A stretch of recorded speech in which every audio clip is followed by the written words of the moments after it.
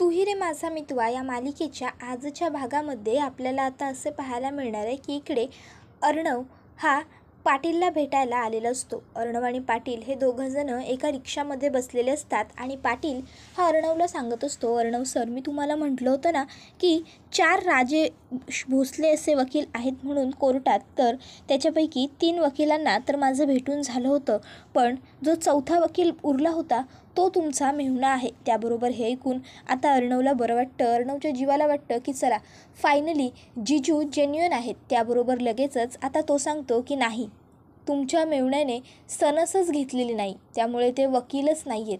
त्याबरोबर हे ऐकून अर्णवला खूप मोठा आश्चर्याचा धक्का बसलेला असतो. अर्णव म्हणतो, व्हॉट, म्हणजे इतकी वर्ष जिजू? त्याबरोबर लगेचच आता पुढे अर्णवला पाटील सांगत असतो, खोटं बोलला तुमचा मेहुणा, फसवलं त्याने तुम्हाला सगळ्यांना. त्यानंतर आता लगेचच इथे अर्णव हा अचानक रिक्षातून खाली उतरतो. पाटील त्याला म्हणत असतो, अहो साहेब साहेब, पण अर्णव त्याचं न ऐकता गाडीतून खाली उतरतो आणि आता तो पुढे थोडं चालत येतो, तर त्याला तिथे ईश्वरी उभी असलेली दिसते. अर्णव ईश्वरीला बघतो. ईश्वरी राकेशला म्हणत असते, अहो राकेशजी, झाला का नाही चहा? घ्या ना पटकन, कुठल्या तंद्रीत हरवलात? राकेश चहा घेत असतो. आता इकडे अर्णव उभा असतो. अर्णव विचार करतो की आज फायनली हा राकेशजी कोण आहे ते मला पाहायला मिळेलच. पण इतक्यात मध्ये एक फुगेवाला येतो आणि फुगे ठेवतो. फुगेवाला तिथून जाईपर्यंत आता राकेश आणि ईश्वरी तिकडनं गेलेले असतात. अर्णवला राकेशच कोण आहे हे बघायचं असतं. अर्णव तिथे ईश्वरीला शोधतो आणि पुन्हा ईश्वरीच्या मागे चालायला लागतो. आता अर्णव हा त्यांना बघतो. ही गोष्ट ईश्वरी आणि राकेश दोघांनाही माहीत नसते. आता ते दोघं एका ओढणीच्या दुकानावर येतात आणि त्या ठिकाणी आता ते दोघंही ओढणी सिलेक्ट करायला लागतात. आता ईश्वरीला काही तिथे ओढणी आवडत नसते. मग राकेश त्याच्या आवडीची एक ओढणी उचलतो आणि म्हणत असतो, ही बघा, ही ओढणी छान वाटेल तुमच्यावरती. त्याबरोबर इशू म्हणते, नाही नाही. त्याबरोबर आता एक जो ओढणीवाला असतो तो इशूवरती ओढण्या टाकून बघत असतो, म्हणजे त्यांना कोणती ओढणी हवी आहे ते दाखवत असतो. इतक्यात चुकून एका ओढणीचं टोक राकेशच्या चेहऱ्यावरती जाऊन पडतं. त्याबरोबर ती ओढणी मागे काढण्यासाठी राकेश हा पाठी बघतो आणि पाठी अर्णव राकेशचा चेहरा बघतो आणि राकेशला बघून अर्णवला खूप मोठा धक्का बसतो. राजेश जिजू असे शब्द आपसूक त्याच्या तोंडातून बाहेर पडतात. तर आता राकेशला मात्र ह्या गोष्टीची किंचितही जाणीव नसते की अर्णव आपल्याला बघतोय. तर आता इथे राकेश लगेचच इशूला म्हणतो, इंदोरीजी, हे बघा ना, मी काय म्हणतो ईश्वरीजी, ही ओढणी तुम्हाला खूप छान दिसेल, ही ओढणी आपण तुमच्यासाठी घेऊया. आणि मग तो लगेचच इशूला न विचारता दुकानदाराला ती ओढणी पॅक करायला लावतो आणि म्हणतो, ही घ्या, हे तुम्हाला माझ्याकडून पहिलं गिफ्ट. तर आता आपण पुढे पाहतो की इकडे अर्णवला फ्लॅशबॅकमध्ये जायला झालेलं असतं. त्याला भूतकाळ आठवत असतो. त्याच्या वाढदिवसाच्या दिवशी जेव्हा राकेशने अंजलीताईसाठी सोन्याची चेन आणली होती, त्यावेळेस बिचारी अंजलीताई केवढी खुश होती. कशी दिसते माझी बायको, असं राकेश विचारत होता. त्यानंतर ईश्वरी ज्यावेळेस अर्णवच्या घरी वॉचमॅनची ड्युटी करत होती आणि ती बेशुद्ध झाली होती, त्यावेळेस अर्णवने तिला घरात आणलं होतं आणि त्यावेळेस ती फक्त राकेशजी असं राजेशकडे बोट दाखवून बोलत होती. पण त्यावेळेस त्याने असं दाखवलं होतं की तो काही ओळखतच नाही आहे, त्याला काही माहीतच नाही आहे. त्यानंतर रंगपंचमीच्या दिवशीसुद्धा राकेश घरी आला होता आणि घरी त्याला बघून अंजली केवढी खुश होती आणि मग त्या दोघांनी एकमेकाला रंग लावला. इतक्यात तिकडे ईश्वरी आली आणि राकेश हा लगेचच तिकडनं गायब होऊन गेला. त्यानंतर ईश्वरी तिथे रंग खेळत होती, ते सुद्धा अर्णवला आठवत असतं. त्यानंतर लगेचच पुढे त्याला आठवतं की ज्यावेळेस इशू त्याची तिथे नोकरी सोडून निघून चालली होती, त्यावेळेस अर्णव तिला सोडायला आला होता आणि त्यावेळेस ती म्हणाली होती, थांबा, तुमची आणि राकेशजींची भेट करून देते, ओळख होईल तुमची. पण त्यावेळेसही बरोबर राजेशने विषय टाळला आणि ओळखही होण्यापासून वाचला.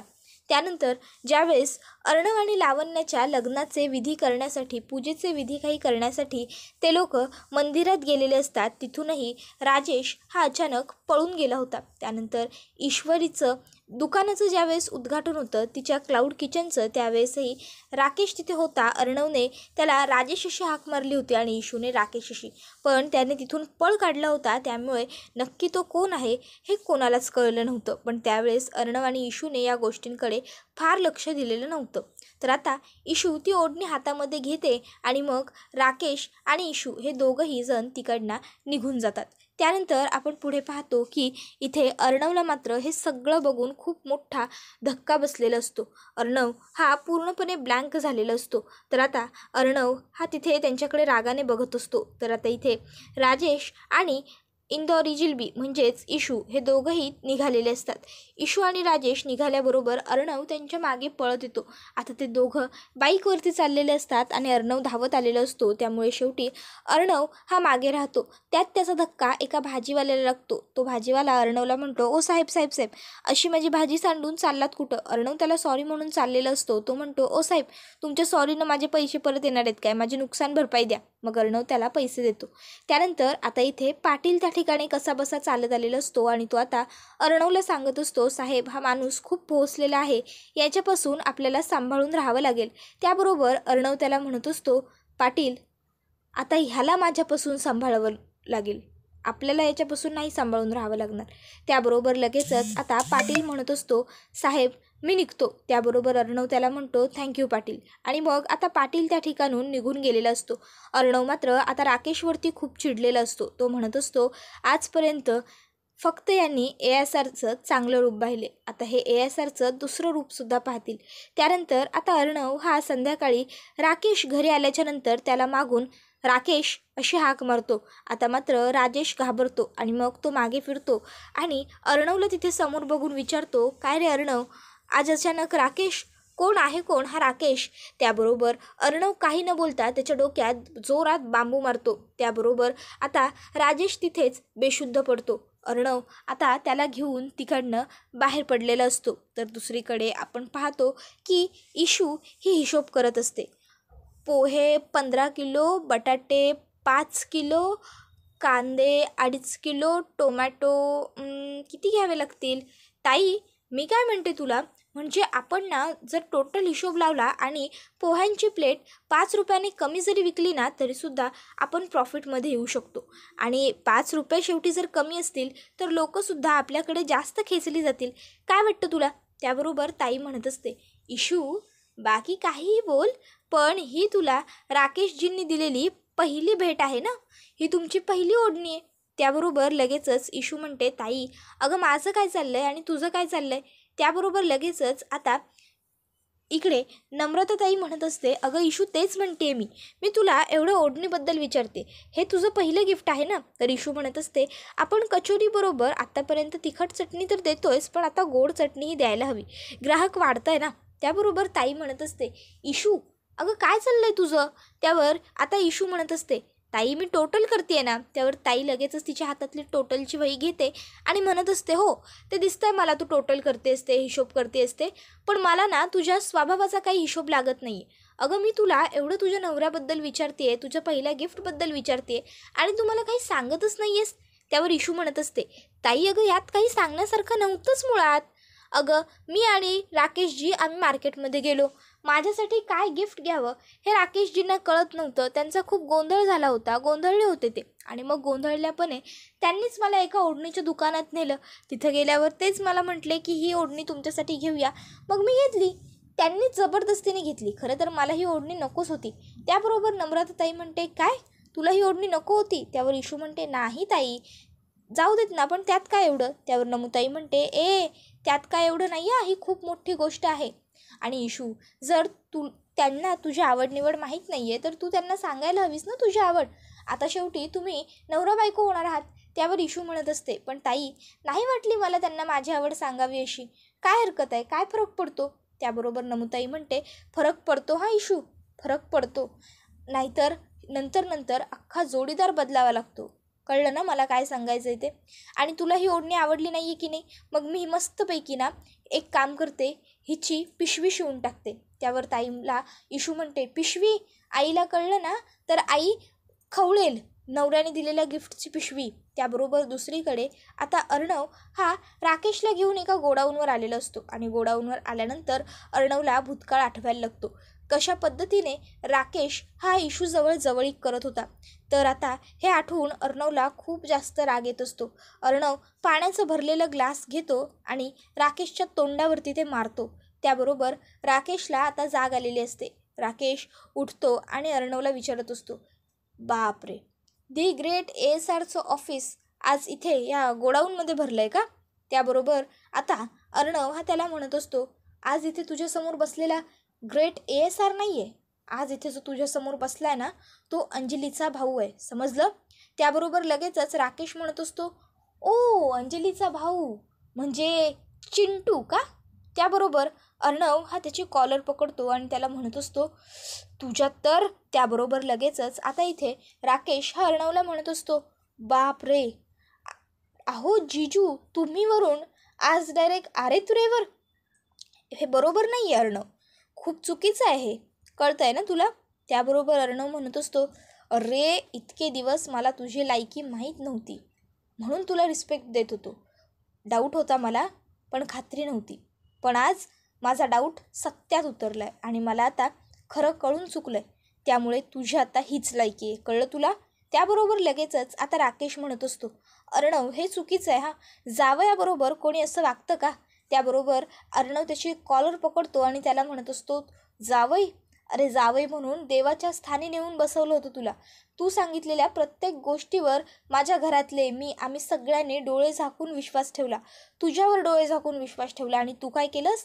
तू आमच्या सगळ्यांची, माझ्या ताईची फसवणूक केलीस, माझ्या बहिणीशी खोटारडेपणाने वागलास तुझ्या तर. आणि तो एक खणखणावून मुस्काटात राकेशच्या ठेवून देतो. अशी मुस्काटात आता अर्णवने मारलेली असते की डायरेक्ट राकेशच्या ओठातून रक्त झालेलं असतं. त्याबरोबर राकेश म्हणत असतो, अरे आता तुला सगळं कळलं आहे ना, मग मला कशाला मारतोय सुगाच? त्याबरोबर अर्णव म्हणत असतो, लाज नाही वाटली तुला हे सगळं वागताना, माझ्या ताईला फसवताना? अरे आज मला कळतं आहे माझ्या ताईबरोबर लग्न करण्यामागचं तुझं खरं कारण काय होतं ते. राजेश भोसले उर्फ राकेश जी, समजलं ना? नक्की नाव काय तुझं? काय नावाने हाक मारायची तुला? त्याबरोबर लगेचच आता राकेश म्हणायला लागतो, काहीही म्हण, आता तसंही सगळं सत्य तर तुला कळालेलंच आहे. अर्णव त्याची कॉलर पकडतो आणि त्याला म्हणत असतो, तुझ्या त्या खोट्या NGOच्या नावाखाली पैसे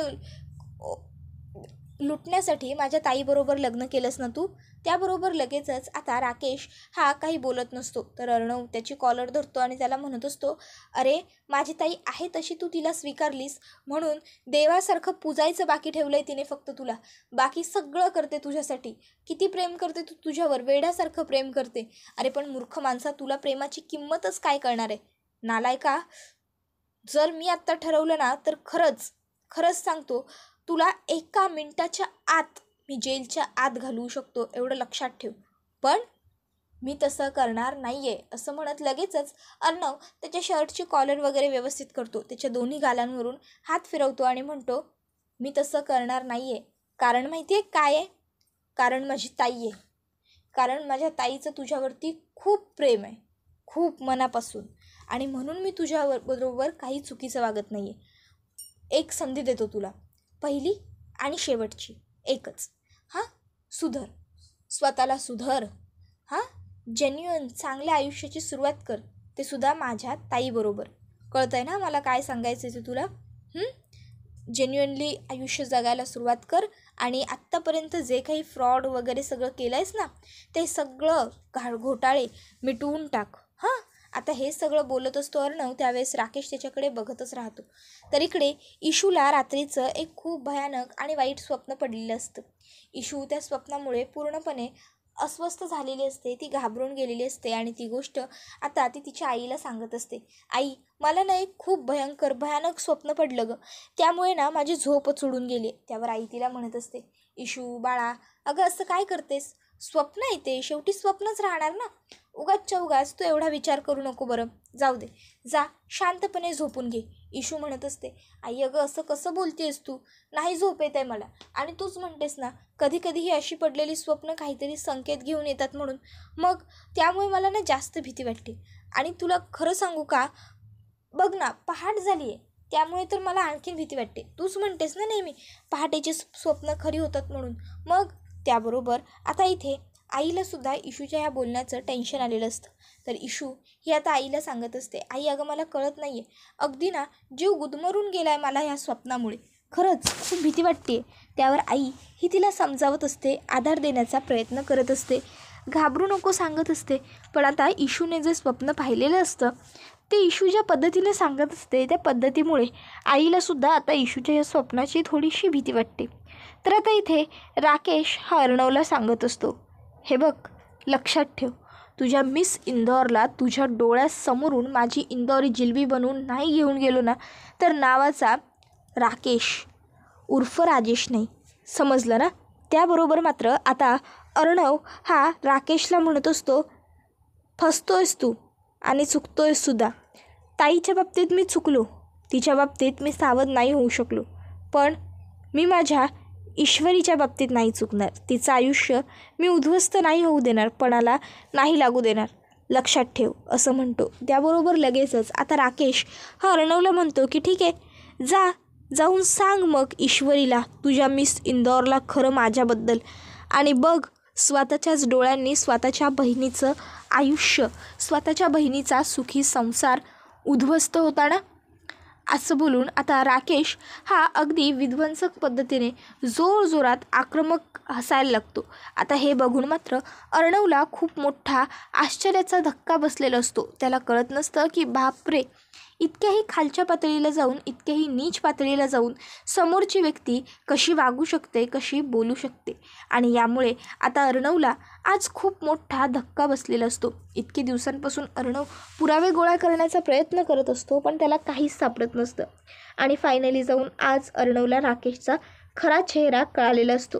त्याबरोबर हा व्हिडिओ इथेच संपतो. व्हिडिओ आवडला तर व्हिडिओला लाईक कराच, पण चॅनलवर नवीन असाल तर चॅनलला सबस्क्राईब करा आणि बेल आयकॉनही आठवणीने प्रेस करा, जेणेकरून तुम्हाला पुढच्या प्रत्येक व्हिडिओचं नोटिफिकेशन मिळत जाईल आणि सर्व व्हिडिओंचा आनंद हा अगदी उत्तम पद्धतीने घेता येईल.